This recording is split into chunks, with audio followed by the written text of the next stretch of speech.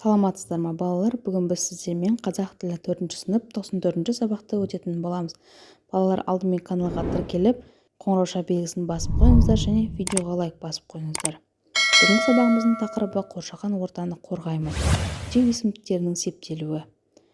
Бүгінгі сабақта өтетініміз мәтін тақырыбының мазмұнға сәйкестігін, ондағы негізгі ойды анықтаймын, жіктеу есімдіктерінің септелуімен танысамын. Бізде 47-ші жаттығуда мәтін беріліпті, мәтінді оқы дейді. Гүлді жұлма, ботам. Бір күні әжем, жүре ғой ботам, жалбыз теріп келейік деді. Жалбыз деген немене деп таңырқай қалдым. Ол дәрі жасайтын өсімдік, көлдің маңайындағы ойпаңда өседі. Барған соң көресің. Әжем айтқан жерге келдік. Жалбызды маған көрсетіп, өзі тере бастады. Менің көзім жайқалып тұрған түрлі түсті гүлдерге түсті. Қызығып кеттім де бір-бірлеп үзіп тере бастадым. Әжем көріп, гүлді көкті жұлмайт балам, солып қалады. Қатыгездікке барма жаным деді. Мен мән бермей гүлді тере бердім. Бір кезде әжем қасыма келді. Уысымдағы гүлдерді қолына алып сабағынан тамып тұрған тамшыны көрсетті. Міне көремісің, гүлдер жылайын деп тұр ғой деді. Біздің қандай жазығымыз бар, неге тиесің деп жалп тұрғандай көрініп кетті маған. Мен гүлдерді аяп кеттім. Жұлғаныма өкініп тұрдым. Осы берілген мәтін бойынша бізге сұрақтар беріліпті. Мәтіннің тақырыбы оның мазмұнына сай келе ме дейді. Мәтіннің тақырыбы мен мазмұны бір-біріне сай, себебі мәтінде әжесінің немересіне гүлді жұлмау керектігі туралы айтқан. Екінші, мәтіндегі негізгі ойды анықта дейді. Мәтіндегі негізгі ой бұл табиғатты қорғау, аялау, яғни зиян тигізбеу. Мәтіннің жіктеу есімдіктерін тап дейді. Жіктеу есімдіктері бұл ол және мен. Енді қарамен жазылған есімдіктерді өзара салыстыр, оларға сұрақ қой, қай септікте тұрғанын айт дейді. Қарамен жазылған бізде 3 сөз бар: менің, мен және маған деген. Менің деген кімнің, яғни бұл ілік септігінде тұр. Мен деген кім атау септігінде тұр. Маған деген кімге, яғни бұл бар септігінде тұр бізде. Келесі бізде 48-ші жаттығу. Есімдіктердің септелуін оқы, олардың септелуінде қандай өзгешелік бар дейді. Бізге есімдіктер берілген әр септікте. Бірінші атауы, екінші септіктер, яғни үшінші есімдіктер берілген. Бірінші атау септігі кім? Мен, сен, ол, біз. Ілік септігінде кімнің? Менің, сенің, оның, біздің.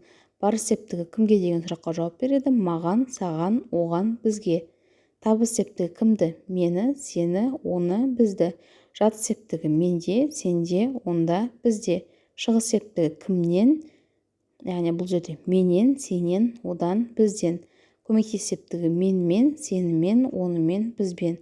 Бұл жерде қандай өзгешілік бар дейді? Бұл жерде өзгешілік бар септігінде, себебі ол сөз, мен деген сөз маған, сен деген сөз саған, ол деген сөз оған ауысып тұр. Келесі бізде 49-ші жаттығу. Көп нүктенің орнына жіктеу есімдігін тиісті септік жалғауына қойып, сөйлемдерді көшіріп жаз дейді. Жалбыз наурыз айының аяғында өсе бастайды. Ол дымқыл, шалғынды жерлерде көп кездеседі. Яғни екінші сөйлемде көп нүктенің орнына ол деген есімдікті қойдық. Үшінші сөйлем. Оның дәрілік маңызы зор. Үшінші сөйлемге оның деген есімдікті қойдық. Төртінші. Оны бүйрек ауруына суық тигенде ем үшін қолданады. Бұл жерде біз оны деген есімдікті қойдық, иә? Одан кейін сөйлемде. Мен ауырғанда оның тұнбасын іштім. Бұл жерде мен деген есімдікті қойдық. Және бізде соңғы сөйлем жалбыз маған ұнайды. Бұл жерде есімдік өзі беріліп тұр, маған деп. Енді жіктеу есімдіктерінің астынсыз оларға сұрақ қой, қай септікте тұрғанын айт дейді. Ең бірінші есімдік бізде ол, бұл кім деген сұраққа жауап береді, атау септігінде тұр.